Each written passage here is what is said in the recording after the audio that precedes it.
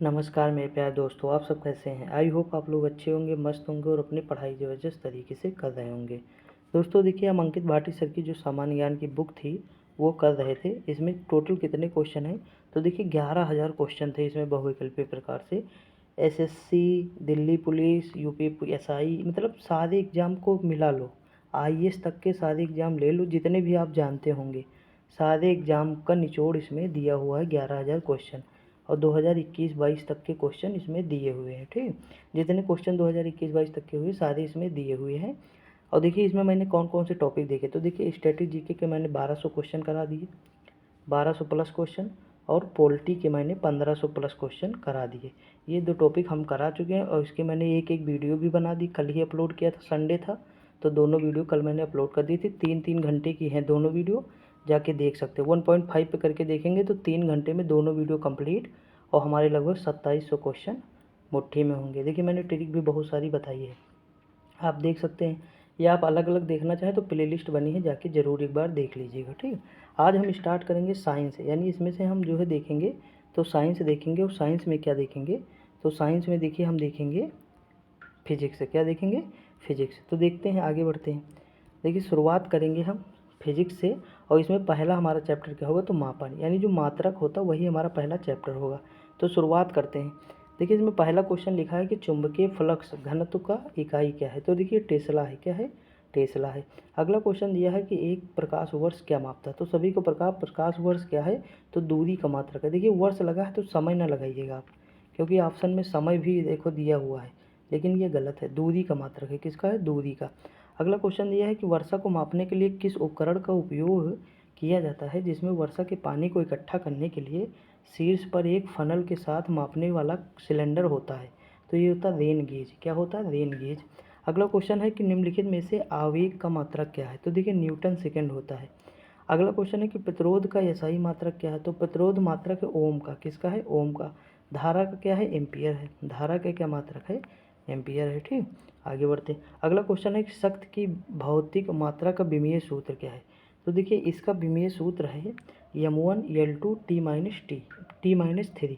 ठीक, option number क्या हो जाए, देखिए P इक्वल टू क्या होता है, W/T होता है। P इक्वल टू W/T होता है। W क्या है, कार्य है। कार्य क्या होता है, बल। देखिए बल लगाकर किसी भी वस्तु को बल की दिशा में विस्थापित करने की क्रिया को क्या कहते हैं, कार्य कहते हैं। W=Fs। तो आप जब यहाँ रखेंगे तो आप समझ जाएंगे। यस मतलब क्या होता है, विस्थापन होता है। ठीक, आगे बढ़ते हैं। अगला क्वेश्चन है ऊर्जा का एसआई मात्रक क्या है, तो सभी को पता जूल है। आगे बढ़ते हैं। अगला क्वेश्चन लिखा कि ताप का एसआई मात्रक क्या है, तो देखिए ताप का जो है केल्विन होता है। एसआई मात्रक क्या होता है, केल्विन। अगला क्वेश्चन दिया हुआ है कि पारसेक किसका मात्रक है, पारसेक जो किसका मात्रक है, तो दूरी का है। किसका है, दूरी का है। आगे बढ़ते हैं। अगला क्वेश्चन क्या हो दिया हुआ, इसमें देखते हैं। अगला दिया है प्रतिबल की एसआई यूनिट निम्नलिखित में से कौन सी है, तो ये पास्कल है। क्या है, पास्कल। अगला क्वेश्चन निम्नलिखित में से कौन सा कथन सही है, तो पढ़ते हैं। देखिए पहला क्वेश्चन लिखा है विद्युत धारा का एसआई मात्रक एम्पियर। मैंने अभी बताया कि धारा का मात्रक क्या होता है, एम्पियर, यही सही है, बाकी सारे गलत हुए। अगला क्वेश्चन है कि कैंडला निम्नलिखित में से किस आधार राशि की एसआई यूनिट है, तो देखिए दीप तीव्रता या ज्योति तीव्रता। कैंडला ज्योति तीव्रता या दीप तीव्रता का एसआई मात्रक है। अगला क्वेश्चन है कि घन मीटर या मीटर क्यूब किसका एसआई मात्रक है, व्युत्क्रम मात्रक यानी इकाई है, तो ये आयतन का है। किसका है, आयतन का है। ये आप सब लोग जानते होंगे। अगला क्वेश्चन दिया है कि धारा की इकाई निम्नलिखित में से कौन सी है, तो देखिए धारा किसकी है, एम्पियर है। धारा क्या है, एम्पियर का मात्रक है। अगला क्वेश्चन देखते हैं। देखिए अगला क्वेश्चन है कि आरोही क्रम में समय की सही इकाई का चयन कीजिए। आरोही क्रम मतलब क्या होता है, तो बढ़ते क्रम होता है। क्या होता है, बढ़ते हुए क्रम होता है। तो देखिए बढ़ते हुए क्रम में इसमें जो है सबसे बड़ा क्या होगा, मतलब सबसे छोटे से बढ़ जाएंगे, तो देखिए सबसे छोटा क्या होगा, सेकंड होगा, और सबसे बड़ा क्या होगा, वर्ष। तो ऑप्शन नंबर क्या हो जाएगा, सी हो जाएगा। समझ में कि नहीं, पहले सेकंड, फिर मिनट, फिर घंटा, फिर दिन, फिर महीना, फिर वर्ष। ऑप्शन नंबर सी हो जाएगा। अगला क्वेश्चन दिया हुआ कि एक तारा पृथ्वी से 12 प्रकाश वर्ष की दूरी पर है, इस तारे से पृथ्वी तक आने में प्रकाश को कितना समय लगेगा, तो लगेगा 12 वर्ष। कितना लगेगा, 12 वर्ष। तो देखिए दोस्तों इसमें हमारे 16 क्वेश्चन जो है कंप्लीट हुए हैं। कितने क्वेश्चन, 16 क्वेश्चन जो है कंप्लीट हुए हैं। आगे बढ़ते हैं। अब ये और है इसमें, देखिए बस एक दिक्कत क्या है, यहाँ देखिए 59 नंबर जो क्वेश्चन दिख रहा है, इसमें 4-5 क्वेश्चन जो है स्लाइड मतलब आगे पीछे हो गई हल्का सा, बस यही 5-6 क्वेश्चन हो जाएंगे, उसके बाद जो है 17 नंबर से स्टार्ट हो जाएगा। तो इसके लिए मतलब थोड़ा माफ़ कर दीजिएगा, ठीक। थोड़ा मतलब क्या हुआ, मैं कई बार कोशिश किया लेकिन नहीं हो पाया। फाइनली जो फिर मैंने कहा चलो ठीक, समझा देंगे, आप लोग समझ जाएंगे। देखिए इसमें लिखा है कि प्रकाश की तरंगदैर्घ्य मापने की इकाई क्या है, तो एंगस्ट्रॉम है। क्या है, प्रकाश की तरंगदैर्घ्य क्या है, तो एंगस्ट्रॉम है। अगला है उच्च तापमान मापने के लिए किस उपकरण। मैंने बताया था कि जहाँ पे पायरो वर्ड लगेगा वहाँ उच्च तापमान होगा। ये मैंने बोर्ड पे भी कराया था जब यंत्र करा रहा था। देखिए पायरो यहाँ लगा, पायरोमीटर मतलब उच्च तापमान। अगर पूछे कि सूर्य का ताप हम किससे मापते हैं, तो पायरोमीटर से ही मापते हैं। आगे बढ़ते हैं। अगला क्वेश्चन है कि मापन इकाइयों की CGS प्रणाली की निम्नलिखित में से क्या परिभाषा है। देखिए सेंटीमीटर ग्राम सेकंड। तो देखिए सेंटीमीटर ग्राम सेकंड कहाँ है, ये देखो, ठीक। ऑप्शन नंबर डी हो जाएगा। अगला क्वेश्चन, ये समय की SI की यूनिट क्या है, तो सेकंड है। समय का क्या है, सेकंड है। अगला क्वेश्चन दिया है कि सही कथन पहचान कीजिए। तो देखिए जूल शक्ति का मात्रक है, नहीं। अगला न्यूटन शक्ति, हाँ न्यूटन देखिए बल का मात्रक, ये सही है। ऑप्शन नंबर सी हो जाएगा। अगला स्तंभों का मिलान कीजिए। तो चलते हैं देखते हैं स्तंभ में क्या। देखिए विद्युत धारा मैंने बताया है, विद्युत धारा किसका मात्रक है, तो ये एम्पियर का है। किसका है, एम्पियर का। विभवांतर यानी वोल्ट का हो जाएगा। तो देखिए अगर हमें 2 पता है ना तो हमारा काम हो जाएगा। देखिए पहला क्या है, 4 नंबर सॉरी दोस्तों, देखिए देखिए गले में थोड़ा खराश आ जाती है ना, लगातार बोलो। देखिए विद्युत धारा एम्पियर है, तो ऑप्शन नंबर ए का क्या हो जाएगा, 4। तो देखिए ए का 4, बी का तीसरा हो जाएगा, फिर ये ऑप्शन नंबर देखेंगे तो सी हो जाएगा, ठीक। आगे बढ़ते हैं। अगला निम्नलिखित में से कौन सा मौसम संबंधी उपकरण है जिसमें एक कीप के आकार का संग्राहक होता है, जो एक मापने वाली ट्यूब से जुड़ा होता है और इसका उपयोग एक निश्चित समय के प्रति इकाई क्षेत्रफल में वर्षा के लिए मापन के लिए किया जाता है। तो ये कौन सा होता है, ये होता है मानव वर्षा गेज। दोस्तों देखिए जो आवाज़ आ रही है ना, वो ट्रक की आवाज़ है, ठीक। क्योंकि रोड पे मतलब है, रात में 2 बजे वीडियो बना रहा हूँ, इसीलिए है आ रही आवाज़। बाकी और कोई मतलब आवाज़ नहीं आएगी, ठीक। देखते हैं अगला क्वेश्चन है, जिन बिंदुओं के बीच विभवांतर को मापा जाना होता है वोल्टमीटर उन बिंदुओं से कैसे जुड़ा होता है। तो ये जुड़ा होता है संकेंद्रित वृत्तों में। देखिए दोस्तों ये जो आवाज़ आती है ना, इससे मैं भी बहुत परेशान हूँ, क्योंकि मेरी वीडियो जो है फिर इफ़ेक्टिव नहीं लगती है। लेकिन थोड़ी मतलब दिक्कत है, तो क्या ही किया जाए, अपने हाथ में तो है नहीं, दूसरे के घर में रहो तो यही दिक्कत है। अगला क्वेश्चन, एक विद्युत परिपथ में 2 बिंदुओं के बीच विद्युत संभावित अंतर को मापने के लिए उपयोग किए जाने वाला होता है। तो देखिए वोल्ट मीटर क्या होता है, volt meter. Option number A हो जाएगा। अब देखिए दोस्तों वहाँ 16 तक देखे थे, अब 17 नंबर से हम यहाँ देखेंगे। देखिए यहाँ लिखा है किलोवाट घंटा की इकाई क्या है। तो देखिए किलोवाट घंटा की इकाई क्या है, तो इसकी इकाई है किलोवाट घंटा की ऊर्जा। क्या है, ऊर्जा है, विद्युत ऊर्जा। ऑप्शन नंबर क्या हो जाएगा, बी हो जाएगा। अगला क्वेश्चन लिखा कि विद्युत विभवांतर की। तो देखिए विभवांतर अभी ऊपर देखिए मैंने ओल्ट था, क्या था, ओल्ट। तो विभवांतर का मतलब क्या हो जाएगा, ओल्ट हो जाएगा। अगला क्वेश्चन दिया हुआ है कि निम्नलिखित में से कौन सी ऊष्मा की इकाई नहीं है। तो देखिए कैलोरी, ऊर्जा, फोन और BTU। तो इसमें कौन सा नहीं है, तो फोन नहीं है। अगला एक प्रकाश वर्ष बराबर होता है। तो देखिए प्रकाश वर्ष 9.46 इंटू 10⁻12 किलोमीटर होता है। देखिए यहाँ पे अगर किलोमीटर ना होगा तो 10⁻15 मीटर हो जाएगा, समझे कि नहीं। क्योंकि 1 किलोमीटर में 10⁻3 यानी 1000 मीटर होता है। तो यही इसमें जुड़ जाएगा 12 में, तो 12 3 15 हो जाएगा। कभी कभी कंफ्यूज करता है, तो ये इसीलिए बता दिया। अगला है कि कौन सी भौतिक मात्रा जड़त्व का मापन है। तो इसमें कौन सा है, इसमें द्रव्यमान है। अगला है निम्नलिखित में से कौन सी भौतिक राशि व्यंजक चाप या त्रिज्या के लिए है। तो ये कौन सा है, समतल कोण है। अगला क्वेश्चन है कि त्वरण का SI मात्रक सेकंड का घातांक क्या होता है। तो देखिए मीटर प्रति सेकंड स्क्वायर होता नहीं। तो ये जब ऊपर जाएगा तो -2 हो जाएगा। क्या हो जाएगा, -2 हो जाएगा। तो ऑप्शन नंबर क्या हो जाएगा, सी हो जाएगा। अगला क्वेश्चन, निम्नलिखित में से किसे गॉस नामक इकाई मापा जाता है। तो ये कौन सा हो जाएगा, चुंबकीय प्रेरण हो जाएगा। अगला राशि के मापन और इसकी इकाई का कौन सा युग्म सम्मिलित नहीं है। तो देखिए इसमें नहीं कौन सा है, तो वजन जो है घन मीटर, ये गलत है। दाब पास्कल, ताप केल्विन, द्रव्यमान किलोग्राम सही है। अगला क्वेश्चन है कि दाब मापने के लिए SI इकाई क्या है। तो देखिए दाब का मात्रक क्या होता है, पास्कल होता है। क्या होता है, पास्कल होता है। एकांक क्षेत्रफल पर लगने वाला जो बल होता है वही दाब कहलाता है। अगला क्वेश्चन लिखा है कि 1 नॉटिकल मील किसके बराबर होता है। तो देखिए इसमें से कोई नहीं है। 1 नॉटिकल मील जो है ये 1852 के बराबर होता है। यानी मोटा मोटा समझ लो कि 1800 होता है। समझ में कि नहीं, 1850 मान लो, यानी ऑप्शन नंबर क्या हो जाएगा, तो बी हो जाएगा। अगला क्वेश्चन दिया हुआ है, कि हर्ज क्या है। तो देखिए हर्ज क्या है, मतलब हर्ज किसकी मात्रक, तो आवृत्ति की है, किसकी है, आवृत्ति की है। अगला है गतिशील श्यानता या सही मात्रक क्या है। तो देखिए गतिशील श्यानता का सही मात्रक न्यूटन सेकंड प्रति वर्ग मीटर। अगला क्वेश्चन ध्वनि की तीव्रता को मापने की इकाई का पहचान कीजिए। तो डेसिबल। आप जब मैच सुनते होंगे, जैसे ध्वनि आती है या कोई उस तरह का खिलाड़ी आता है तो खूब शोर होता है, तो जो शोर होता है ना, वो किस में मापते हैं, तो डेसिबल में ही मापते हैं। अगला क्वेश्चन है रेडियो धर्मिता की एसआई इकाई क्या है। तो देखिए बेकुरल है, क्या है, बेकुरल है। ऑप्शन नंबर क्या हो जाएगा, इसमें बी हो जाएगा। अगला क्वेश्चन है लेंस की शक्ति का, तो लेंस की जो शक्ति का माप है वो डायोप्टर है, क्या है, डायोप्टर। अगला निम्नलिखित में से कौन सा चुंबकीय क्षेत्र की एसआई इकाई है। तो देखिए चुंबकीय क्षेत्र का एसआई मात्रक है टेस्ला। अगला क्वेश्चन क्या दिया होगा कि निम्नलिखित में से किस राशि के एसआई मात्रक का नाम ब्लेज पास्कल के नाम पे रखा गया था। तो ये दाब का था। अगला 1 हॉर्स पावर बराबर 746 वाट। अगला 1 पाउंड किसके बराबर होता है। तो 1 पाउंड जो होता है ये 16 औंस के बराबर होता है। अब देखिए एमटीएस में पूछे गए हैं, एसएससी में, इधर देखेंगे सीएसएल में पूछे गए। अगला है कि संवेग का सही मात्रक क्या होता है। तो देखिए संवेग का होता है एमवी, यानी किलोग्राम मीटर पर सेकेंड। ऑप्शन नंबर क्या हो जाएगा, बी हो जाएगा। अगला क्वेश्चन भौतिक राशि का एसआई मात्रक निम्नलिखित में से कौन सा युग सुमेलित है। तो देखिए ये दोनों गलत हुए हैं। इसमें जो है ऑप्शन नंबर डी, जो बल बराबर न्यूटन है, यही है। बल का मात्रक क्या है, न्यूटन। देखिए ये हमारी लास्ट स्लाइड है इस चैप्टर की, ठीक। इसमें है भौतिक में हबल नियतांक क्या होता है। तो ये होता है माप की एक इकाई जो ब्रह्मांड के विस्तार की व्याख्या करती है। अगर किस तापमान का फ़ारेनहाइट और सेल्सियस बराबर होता है तो -40, ये मतलब तापमान -40 डिग्री पर होता है।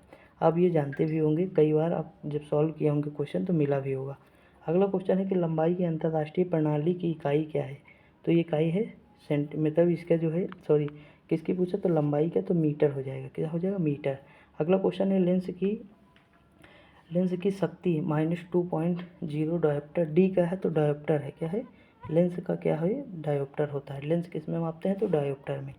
अगला क्वेश्चन है कि टार की इकाई है। तो देखिए टार जो इकाई है किसकी है, टार इकाई है दाब की, किसकी है, दाब की है। अगला क्वेश्चन क्या दिया हुआ है, तो अगला क्वेश्चन दिया हुआ है कि निम्नलिखित में से थर्मोडायनेमिक तापमान की एसआई इकाई क्या है। तो देखिए इसकी इकाई है केल्विन, क्या है, केल्विन। अगला क्वेश्चन है दो पिंडों के तापमान में 30 डिग्री सेंटीग्रेड का अंतर है, डिग्री फ़ारेनहाइट में यह अंतर कितना होगा। तो देखिए ये अंतर होगा 54 डिग्री सेंटीग्रेड। अगला क्वेश्चन दिया हुआ है कि निम्नलिखित में से कौन सी उसी राशि को मापता है जिसे एसआई मात्रक पास्कल के द्वारा मापा जाता है। तो ये मापा जाता है टार। ऑप्शन नंबर क्या हो जाएगा, डी।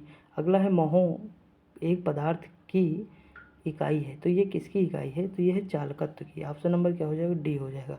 अगला क्वेश्चन है कि एक कैलोरी ऊष्मा ऊर्जा लगभग, तो देखिए एक कैलोरी ऊष्मा ऊर्जा जो होती है वो किसके बराबर होती है।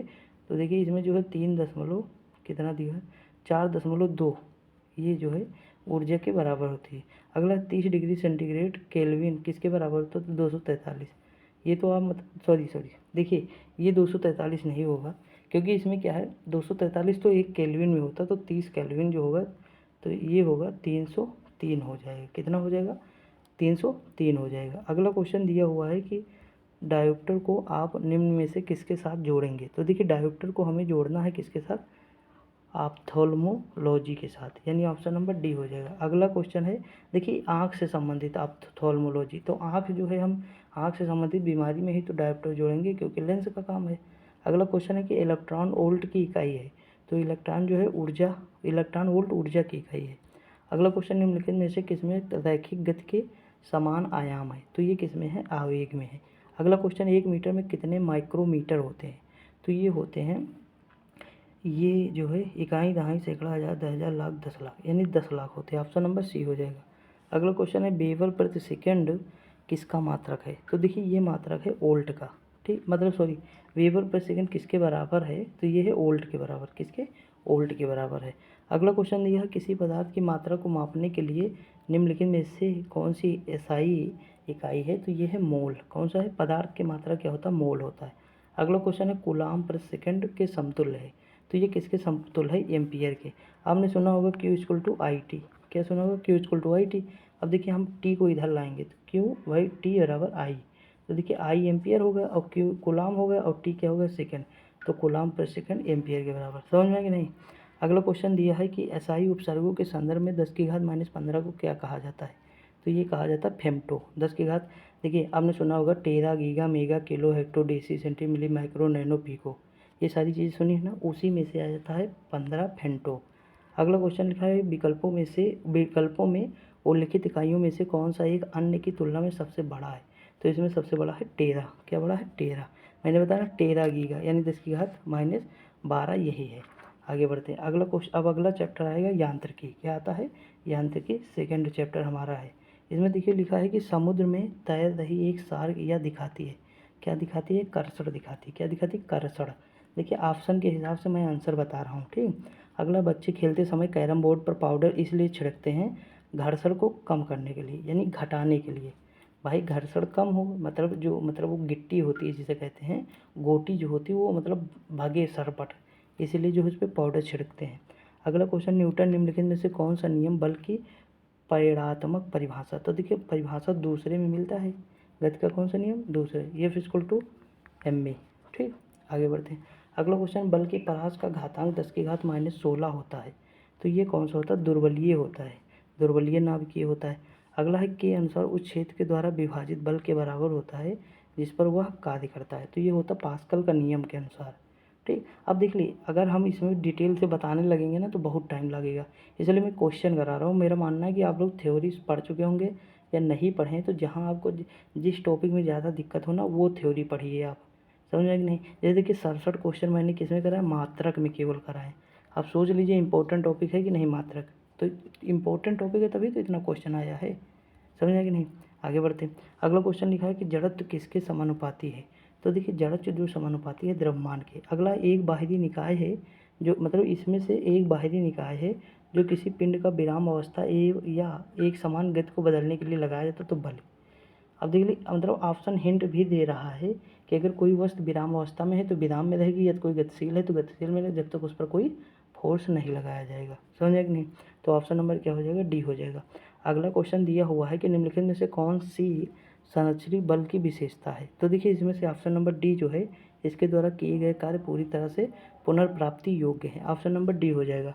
अगला है, यदि दो बल किसी वस्तु पर विपरीत दिशाओं से कार्य करते हैं तो उस पर लगने वाले कुल बल का परिणाम दोनों बलों के परिणाम का कितना होता है, तो मतलब का होता है, तो अंतर होता है। क्या होता है, अंतर। अगला है, घर्षण सतहों की चिकनाई पर निर्भर करता है।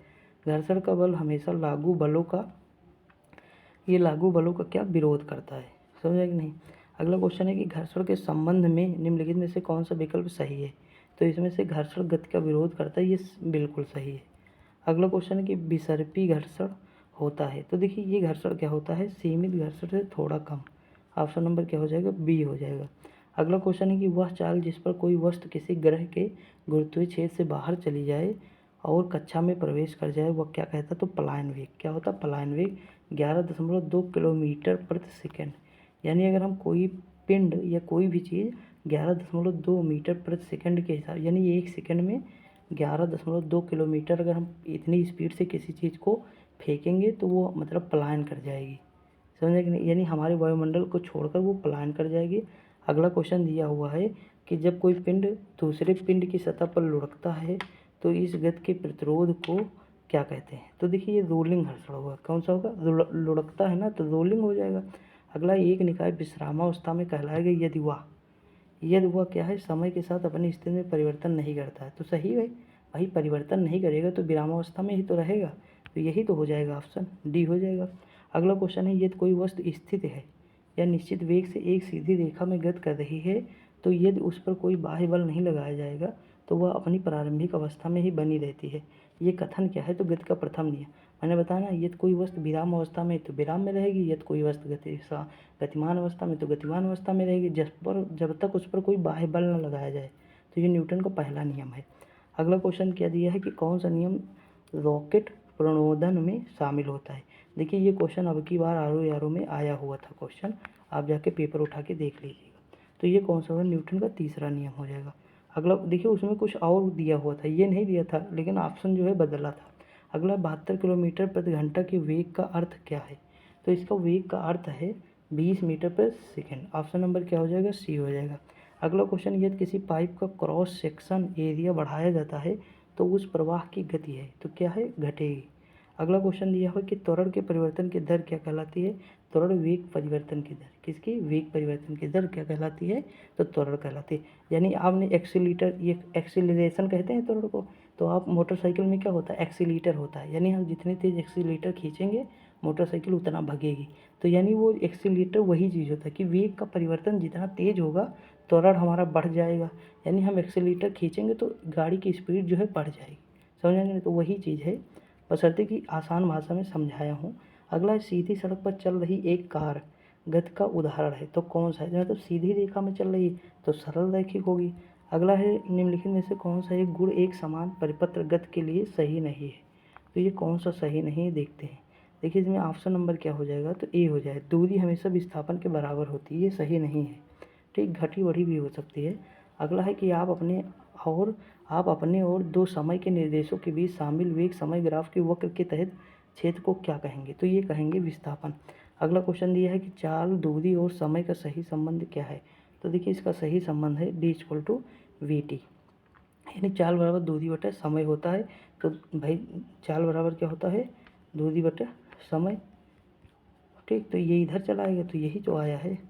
आगे बढ़ते हैं। अगला क्वेश्चन है, स्थिर गति में दौड़ रही रेलगाड़ी में बैठा यात्री लंबवत ऊपर की दिशा में गेंद फेंकता है तो वह गेंद कहाँ गिरेगी? तो उसके हाथ में गिरेगी। आपने देखा भी होगा अगर आप बैठ के किए होंगे ऐसा। तो अगला, यदि एक गेंद की भूमि के 20 मीटर ऊंचाई से मुक्त रूप से गिरती है तो ठीक ज़मीन से लगने से पहले उसका वेग क्या होगा? तो देखिए उसका वेग क्या होगा? 20 मीटर ही होगा।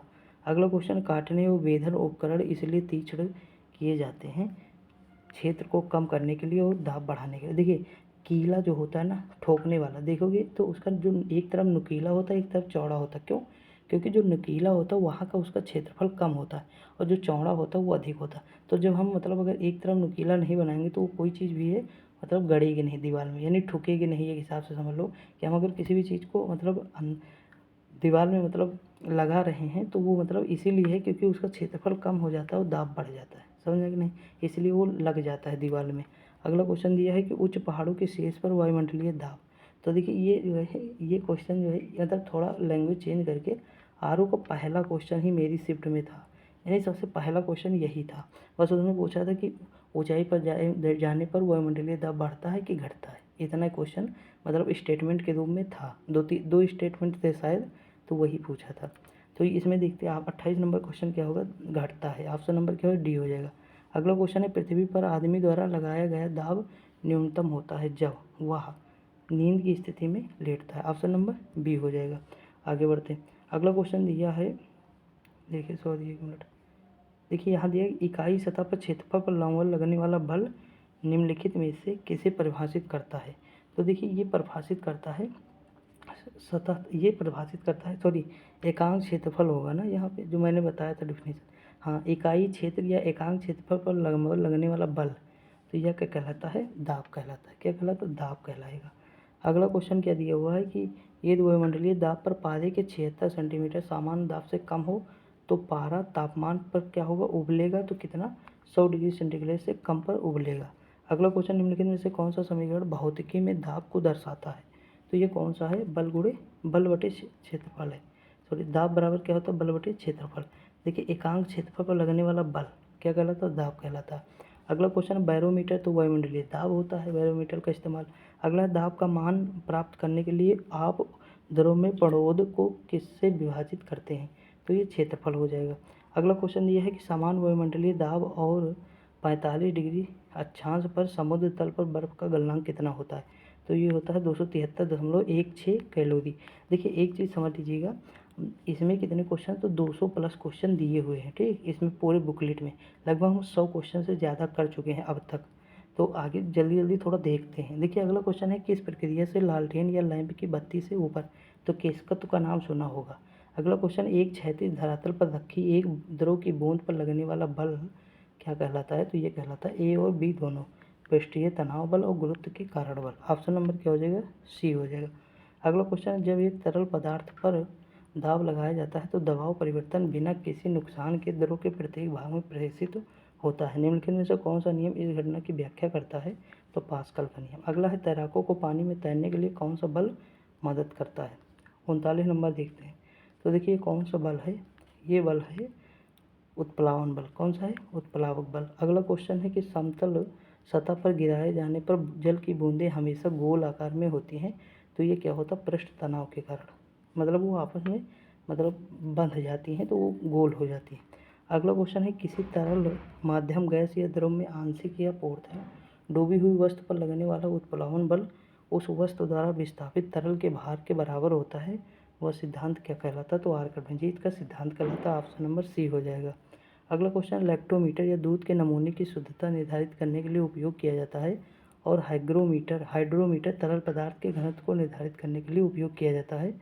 यह सिद्धांत किसका है, तो आर्कमिडीज का है। किसका, ऑप्शन नंबर ए हो जाएगा। अगला क्वेश्चन यदि पानी से भरी कांच की बोतल को ढक्कन से बंद करके फ्रीजर में रख दिया जाए तो क्या होगा, तो देखिए ये होगा अंततः बर्फ के कारण कांच की बोतल फट जाएगी। अगला क्वेश्चन है कि आइंस्टीन का द्रव्यमान ऊर्जा संबंध निम्नानुसार है, तो ये कौन सा हो जाएगा, E=mc²। अगला क्वेश्चन है कि कुछ नहीं में से कुछ का सर्जन किस नियम के विरुद्ध है, तो ये कौन सा है, द्रव्यमान ऊर्जा संरक्षण का नियम। देखिए बिहार सही में आया। अगला निम्नलिखित में से किसी ऊर्जा संरक्षण संग्रहण के लिए इस्तेमाल किया जाता है, तो इसमें कौन सा हो जाएगा, तो देखिए इसमें सभी हो जाएंगे, बैटरी, संधारित्र, ये सारे हो जाएंगे। ऑप्शन नंबर क्या हो जाएगा, डी। अगला क्वेश्चन ये है बांध के जल को कौन सी ऊर्जा संग्रहित करती है, तो देखिए स्थैतिज ऊर्जा होती है। कौन सी होती है, स्थैतिज ऊर्जा होती है। देखिए इसमें ज़्यादा क्वेश्चन नहीं दिए हुए हैं, बस 64 क्वेश्चन है, अभी कंप्लीट हो जाएंगे। अगला क्वेश्चन है गतिज ऊर्जा का, तो देखिए आपने सुना होगा E= मतलब K= हाफ mv², यानी ऑप्शन नंबर क्या हो जाएगा, ए हो जाएगा। अगला क्वेश्चन क्या दिया हुआ है, ऊर्जा और सन्निहित के बीच संबंध किसने स्थापित किया, तो आइंस्टीन ने। अगला क्वेश्चन कार्य की दर क्या कहलाती है, तो कार्य की दर कहलाती है शक्ति। अगला क्वेश्चन निम्नलिखित में से कौन सा गुरुत्वीय स्थितिज ऊर्जा का उदाहरण है, तो देखिए जो चीज़ बहेगी उसमें गतिज ऊर्जा है और जो चीज़ रुकी रहेगी वो स्थितिज ऊर्जा है। ठीक, अब देखिए चलती हुई कार, पैर से गेंद को मारना, बांध से पीछे स्थित पानी, या बंदूक से चलाई गई गोली, तो देखिए जितनी भी चीज़ें चल गई हैं इसमें वो हो जाएंगी गतिज ऊर्जा। जो चीज़ें रुकी हुई हैं, तो बताइए बांध के पीछे का पानी जो है रुका है कि नहीं, तो ऑप्शन नंबर क्या हो जाएगा, सी हो जाएगा। बाकी सारी चीज़ें चल रही तो गतिज ऊर्जा हो जाएगा। अगला क्वेश्चन निम्नलिखित में से कौन सी ऊर्जा समुद्र में नहीं मिलती है, तो देखिए तरंग, सागरीय, ज्वारीय, भूतापीय, तो भूतापीय ऊर्जा समुद्र में नहीं मिलती है। अगला क्वेश्चन है कि एक सीधी रेखा में गति कर रही वस्तु के द्वारा लगाई गई शक्ति बल तथा वेग के गुणनफल के बराबर होता है। अगला है पृथ्वी की ऊष्मा से प्राप्त ऊर्जा को क्या कहते हैं, तो देखिए पृथ्वी से प्राप्त है तो भूतापीय ऊर्जा हो जाएगा। अगला क्वेश्चन बल की दिशा में विस्थापित के साथ बल के गुणनफल को के द्वारा क्या दर्शाया जाता है, तो ये तो परिभाषा मैंने बताया ही है, कार्य कहते हैं। ठीक, आगे बढ़ते हैं। देखिए 55 क्वेश्चन हो गए। 56 नंबर देखते हैं, यांत्रिक स्थितिज ऊर्जा और गतिज ऊर्जा का योग है। ऑप्शन नंबर क्या हो जाएगा, ए हो जाएगा। अगला नींबू निचोड़ने की मशीन का उदाहरण है, तो ये है द्वितीय श्रेणी का उत्तोलक। अगला है किसी पिंड की गतिज और स्थितिज ऊर्जा उसकी क्या यांत्रिक ऊर्जा के घटक हैं। वही ऊपर देखा नहीं, यांत्रिक ऊर्जा गतिज ऊर्जा प्लस स्थितिज ऊर्जा बराबर होता है। अगला एक सरल लोलक 40 दोलन को पूरा करने के लिए 20 सेकंड का समय लेता है, लोलक की समय अवधि क्या है, तो इसकी समय अवधि है 1/2 सेकंड। अगला क्वेश्चन दिया हुआ है निम्नलिखित में से किस वस्तु की गति आवर्ती गति के रूप में मानी जाती है, तो कौन सी हो जाएगी, लोलक। अगला है गति जो कुछ समय के बाद खुद को दोहराती है उसे गति कहते हैं आवधिक। अगला क्वेश्चन है कि एक साधारण लोलक की समय सीमा निर्भर करती है, तो किस पर करती है, लोलक की लंबाई पर। अगला क्वेश्चन है सीसा में किस सरल मशीन का उपयोग किया जाता है, तो ये किया जाता है किसका प्रयोग, उत्तोलक का। अगला निम्नलिखित में से कौन सा विकल्प क्लास 2 लीवर का उदाहरण है, देखिए ये कौन सा हो जाएगा, ऑप्शन नंबर ए हो जाएगा, व्हीलर बैरो। अब देखिए दोस्तों अभी अब जो क्वेश्चन है वो बहुत कम बचे हैं। देखिए गुरुत्वाकर्षण है अगला चैप्टर, इसमें जो है 14 क्वेश्चन है टोटल। देखिए इसमें लिखा एक अंतरिक्ष यात्री चंद्रमा पर खड़ा है, वह गेंद ऊपर की ओर फेंकता है। गेंद, तो देखिए गेंद जो है अगर ऊपर की ओर फेंकेगा तो ऊपर आएगी, फिर चंद्रमा की सतह पर वापस आ जाएगी। ऑप्शन नंबर क्या हो जाएगा, बी हो जाएगा। अगला क्वेश्चन है कौन सा संयंत्र तरल पदार्थ को विशिष्ट गुरुत्व को मापता है। तो ये कौन सा हो जाएगा, हाइड्रोमीटर हो जाएगा। अगला क्वेश्चन हो जाएगा, एक गतिशील बस में अचानक ब्रेक लगाने से सवारी आगे की ओर झुक जाती है, यह किस नियम का पालन करता है। तो ये नियम है न्यूटन का प्रथम नियम। अगला क्वेश्चन है कि एक बार एक उपग्रह को कक्षा में लॉन्च किया गया, इसकी गति को नियंत्रित करने वाला एकमात्र बल कौन सा है। तो ये गुरुत्वाकर्षण बल है। अगला क्वेश्चन, निम्नलिखित में से क्या पृथ्वी के वातावरण को बनाए रखने में मदद करता है। तो पृथ्वी का गुरुत्वाकर्षण बल है। अगला क्वेश्चन है कि जी का मान कितना होता है। तो 9.8 मीटर पर सेकंड स्क्वायर होता है। बहुत बार आपने सुना होगा, SSC CSL 2020 में आया क्वेश्चन है। अगला है कि पहली बार गुरुत्वाकर्षण तरंगों का पता लगाने के लिए किस उपकरण का प्रयोग किया जाता है। तो LIGO का किया जाता है, अभी करंट में भी था। अगला क्वेश्चन, निम्नलिखित में से कौन सा दूरी पर क्रिया बल है। तो ये कौन सा है, गुरुत्वाकर्षण है। अगला क्वेश्चन दिया, निम्नलिखित में से किसे ग्रह गति के 3 नियमों का प्रतिपादन करने का श्रेय दिया जाता है। तो ये कौन हो जाएंगे, केपलर हो जाएंगे। अगला क्वेश्चन, निम्नलिखित में से किसने सबसे पहले यह निष्कर्ष निकाला कि निर्वात में सभी वस्तुएं समान त्वरण जी से गिरती हैं और समान समय पर पृथ्वी पर पहुंचती हैं। ये बताते गैलीलियो महोदय। अगला क्वेश्चन, चंद्रमा और सूर्य के कारण ज्वार और भाटा के बारे में कौन सा नियम स्पष्ट है। गुरुत्वाकर्षण का नियम। अगला है, प्रत्येक किलोग्राम पर पृथ्वी का गुरुत्वाकर्षण बल लगभग है कितना, 10 न्यूटन। अगला क्वेश्चन है कि किसी वस्तु का भार न्यूनतम है जब उसे रखा जाएगा, कहाँ रखा जाएगा, पृथ्वी के केंद्र पर। अगला क्वेश्चन, जी का मान न्यूनतम होता है। तो देखिए, जी का मान जो न्यूनतम होगा विषुवत रेखा पर होता है और अधिकतम कहाँ होता है, तो ध्रुवों पर होता है। देखिए यहाँ पे क्या होगा, न्यूनतम, यहाँ पे क्या होगा, अधिकतम। समझ आया कि नहीं, यहाँ अधिकतम, यहाँ पे न्यूनतम होगा। आगे बढ़ते हैं। अगला देखिए चैप्टर है ऊष्मा। इसमें भी बहुत सारे क्वेश्चन नहीं दिए हुए हैं, लगभग जो है 25 क्वेश्चन दिए हैं। उसके बाद हमारे ये टॉपिक कंप्लीट हो जाएंगे 4। देखिए इसमें पहला क्वेश्चन लिखा है कि ठोस पदार्थों में ऊष्मांतर या ऊष्मा हस्तांतरण की प्रक्रिया को क्या कहते हैं, चालन कहते हैं। देखिए मैं बताऊँ, चालन, संवहन और विकिरण। देखिए मैं एग्जांपल देता हूँ। जैसे मान लीजिए कि मैं आपके घर पे आया, ठीक, घर पे आया, आपने चाय बनाने के लिए एक बर्तन रखा। अब बर्तन में जब आग लगाएंगे यहाँ पे गैस से, तो देखिए यहाँ से जो बिंदु बिंदु जो होगा, मतलब देखिए पहले ये तली आपकी गर्म होगी, ठीक। इसमें मान लीजिए चाय आपने भर दिया, तो पहले देखिए ये तली गर्म होगी, उसके धीरे धीरे चाय आपकी गर्म होती, जो चाय मतलब गर्म होगी वो ऊपर जाएगी और ठंडी वाली नीचे आएगी। तो इस तरह चलेगा ना। तो देखिए जो बर्तन आपका पहले गर्म हो रहा है ना, वो क्या कहलाएगा, चालन। क्या होगा, क्योंकि वो ऊष्मा स्थानांतरण करेगा। पहले आपका बर्तन गर्म होगा कि नहीं भाई। कभी भी आप चाय बनाएं, खाना बनाएं, तो आपका पहले बर्तन गर्म होता है, होगा कि नहीं। उसके बाद जो अंदर की चीज़ है, चाहे वो पानी हो या कुछ भी हो, देखेंगे कौन सी विधि लगेगी उसमें, तो संवहन लगेगी। संवहन विधि लगेगी, यानी गर्म चीज़ ऊपर उठेगी और ठंडी चीज़ नीचे आएगी, तो संवहन विधि लगेगी। यानी चालन किस पे, तो बर्तन पे चालन लगेगा। समझ में कि नहीं, यानी एक बिंदु से दूसरे बिंदु होते हुए पूरा बर्तन धीरे धीरे गर्म हो जाएगा, तो चालन इस पे हो जाएगा। उसके बाद जो मतलब आप बना रहे होंगे, जो चीज़ जैसे चाय बना रहे हैं, तो चाय में संवहन हो जाएगा। उसके बाद थोड़ी देर बाद अगर चाय रख देंगे तो ठंडी हो जाएगी, तो विकिरण के माध्यम से अपनी ऊष्मा जो है रिलीज कर देगी। आई होप आपको समझ में आया होगा। कम टाइम था लेकिन फिर भी समझाने की कोशिश किया, ठीक। आगे बढ़ते। अगला है कि वायुमंडल के ऊर्ध्वतापन की प्रक्रिया को क्या कहा जाता है। तो ये कहा जाता है संवहन, ठीक। देखिए ऊर्ध्वतापन मतलब ऊपर, ये चीज़ है। अगला क्वेश्चन है कि वह प्रक्रिया जिसके द्वारा वायु में जलवाष्प जल बूंदों में परिवर्तित होती है, तो क्या होता है, संघनन होता है। देखिए ये संघनन है, संवहन है, अंतर है। अगला क्वेश्चन क्या है, तो अगला क्वेश्चन है वाष्पीकरण के फलस्वरूप होता है। तो देखिए वाष्पीकरण के फलस्वरूप होता है शीतलन। क्या होता है, शीतलन। अगला क्वेश्चन है जिस तापमान पर वायु में जलवाष्प संघनित होना शुरू होता है उसे क्या कहते हैं। तो उसे कहते हैं ओसांक। क्या, ओसांक। अगला है शीतलन प्रक्रिया द्वारा गैस को द्रव में बदलने की प्रक्रिया को क्या कहा जाता है, तो संघनन कहा जाता है। अगला क्वेश्चन है हवा में विद्यमान जलवाष्प को के रूप में जाना जाता है, यानी किसके रूप में, तो आर्द्रता के रूप में। अगला है ताप मापने के लिए उपयोग में लाया जाने वाला उपकरण कौन सा होता है। तो देखिए ताप हम जो है कई उपकरण होते हैं इसके लिए, लेकिन ऑप्शन के हिसाब से चलेंगे तो देखिए थर्मामीटर हो जाएगा। क्या हो जाएगा, थर्मामीटर। ऑप्शन नंबर क्या हो जाएगा, डी हो जाएगा। अगला है कि फ़ारेनहाइट में जल का क्वथनांक कितना होता है, तो 212 फ़ारेनहाइट। अगला क्वेश्चन है वाष्पीकरण की प्रक्रिया के बारे में निम्नलिखित में से कौन सा कथन सही है।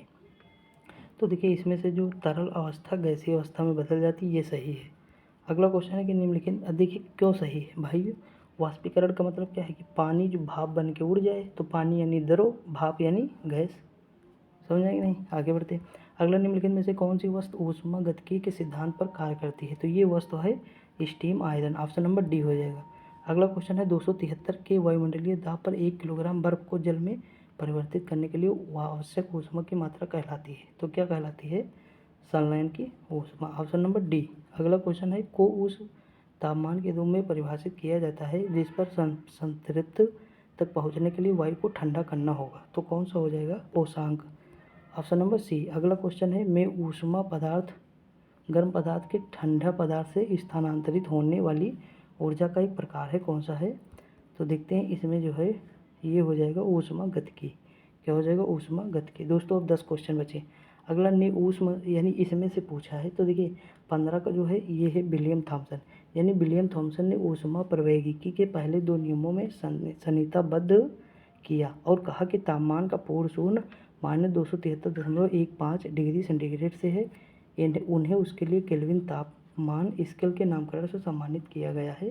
इस तरह के क्वेश्चन आप छोड़िए ही तो ज़्यादा बेटर है, क्योंकि गलत करके आ जाएंगे। अगर आपको पता होगा तब करिएगा, नहीं तो छोड़ दीजिएगा। अगला क्वेश्चन निम्नलिखित में से किसे ऊष्मागतिकी का पहला नियम भी कहा जाता है? तो ऊर्जा संरक्षण का नियम। अगला क्वेश्चन है कि सर्दियों में घरों में को गर्म करने के लिए धूप का उपयोग करने की नवीन अवधारणा है? तो पैसिव सौर ऊर्जा, ऑप्शन नंबर डी। अगला है कि सूर्य पृथ्वी को विकिरण के माध्यम से गर्म करता है? तो भाई सीधी सी बात है, सूर्य से विकिरण ही तो आती है जो पृथ्वी को गर्म करती हैं।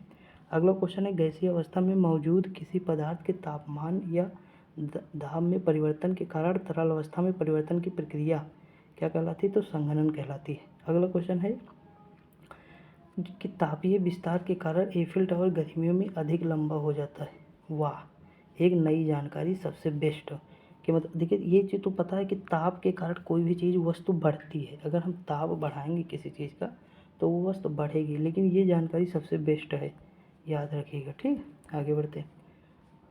अगला क्वेश्चन दिया हुआ है कि भौतिकी में वह कौन सा नियम है जो यह बताता है कि तापमान और दाब की समान परिस्थितियों में सभी गैसों के समान आयतन में अणु की संख्या समान होती है?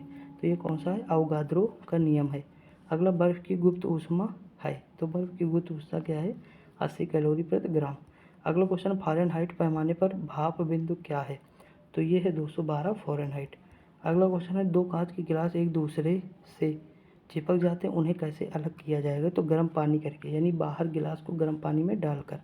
अगला क्वेश्चन नमक को बर्फ़ के साथ मिलाने पर हिमांक घटता है? सीधी सी बात है, बर्फ़ नहीं गलती है। आप देखे होंगे जो बर्फ़ बेचते हैं वो नीचे क्या भरे रहते हैं? नमक। ठीक, तो दोस्तों देखिए इसमें 200 से ज़्यादा क्वेश्चन थे जो हम कर चुके हैं आराम से, और बहुत सारी चीज़ें आपको नई भी जानकारी मिली होगी। और आप वीडियो देखिए स्टैटिक जीके वाली कंप्लीट कर लीजिए, भले ही 1.25 पे करके देखिए, 1.25 या 1.5 पे करके देखिए स्टैटिक जीके पोल्टी, और जितनी वीडियो हैं बोर्ड के वीडियो करते रहिए। ठीक दोस्तों, तो थोड़ा सपोर्ट करिए, क्योंकि कभी कभी डिसमोटिवेट हो जाता है जब वीडियो नहीं चलती है। यकीन मानिए 2-3 बजे हैं रात के, लेकिन वीडियो शूट करता हूँ, उसके बाद सुबह भी करना रहता है, बहुत मेहनत लगती है। PDF बनाओ, वीडियो बनाओ, ये सब है, तो थोड़ा सहायता करते रहिए। ठीक, तो दोस्तों आज के लिए इतना ही, मिलते हैं अगली वीडियो में, तब तक के लिए जय हिंद।